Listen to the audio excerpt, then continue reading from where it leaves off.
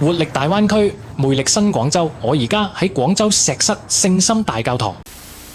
行勻越南大街小巷，聽慣晒摩托聲同越南話，你絕對估我唔到，我居然喺西貢街市聽到個賣榴蓮嘅越南阿婆用勁流利嘅廣東話同人講價平啲啦，20蚊一斤得唔得？嗰一刻我成個人愕然咗，好似瞬間穿越翻去80年代嘅廣州。為咗揾到更多廣東話，我即刻衝去堤岸嘅唐人區呢，到過百年老茶樓，着住白衫嘅老伙計推住點心車，用廣東話大聲嗌蝦餃、燒賣、叉燒包。金鋪裏頭嘅老闆娘用台山話同客傾金價，就連街邊整表嘅阿伯呢都可以用潮州話呢同我吹水。上緊樓梯呢，偶遇一位第二代嘅華人婆婆，講住親切嘅話：後生仔，我哋嘅廣東話就快冇人講咯，你今日大家一齊傾偈，我真係好開心。嗰陣我先至明有啲廣東話音喺自己地方慢慢消失，反而喺異國他鄉被原本保留落來。如果你都想聽下呢啲就快消失嘅聲音，跟住越南欖歌，我帶你去尋找嗰啲被人遺忘喺角落嘅中國故事。